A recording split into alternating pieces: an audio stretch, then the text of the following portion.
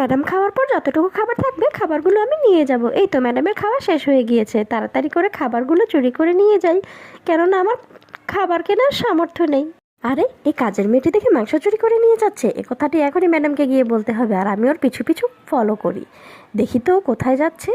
ওরে বাবা, তাড়াতাড়ি করে ঘরে ঢুকে যাই। আমার অসুস্থ মেয়েটার কি জ্বর, ও খুবই অসুস্থ, ওর শরীরে ভিটামিনের ঘাটতি রয়েছে, এই জন্য মাংসটাকে রান্না করে ওকে আমি স্যুপ করে খাইয়ে দেই। কি, ওর মেয়েটা এতটাই অসুস্থ? এই কথা এক্ষুনি গিয়ে ম্যাডামকে জানাতে হবে। ম্যাডাম, আমি যা দেখে এসেছি সব কিছু আপনাকে খুলে ফেললাম। দাঁড়াও, তুমি ওই জিনিসটা নিয়ে আসো, এই অ্যান্টিঅক্সিডেন্টটা মাংসের মধ্যে মিশিয়ে ওর মেয়েকে খাইয়ে দিয়ে এসো, আর এটা খাওয়ার পরই কাজ শুরু হয়ে যাবে। এই নে মা, খাবার খা, ম্যাডাম খাবার পাঠিয়েছে। আরে, এটা খাওয়ার পর তো দেখি আমার শরীর ভেতর থেকে সুস্থ হয়ে যাচ্ছে, আমি আবার আগের মতো সুস্থ হয়ে উঠেছি। ও মাই গড, তোমাকে অনেক ধন্যবাদ ম্যাডাম, আপনাকেও ধন্যবাদ। আমার ছোট্ট মেয়েটা আবার আগের মতো সুস্থ হয়ে গিয়েছে। ম্যাডাম, এই গিফটটা আপনার জন্য এনেছি। বন্ধুরা, ভিডিওটি ভালো লাগলে অবশ্যই আমার চ্যানেলটি সাবস্ক্রাইব করবে আর লাইক কমেন্ট শেয়ার করতে কিন্তু ভুলবে না। নেক্সট ভিডিও দেখার আমন্ত্রণ রইল।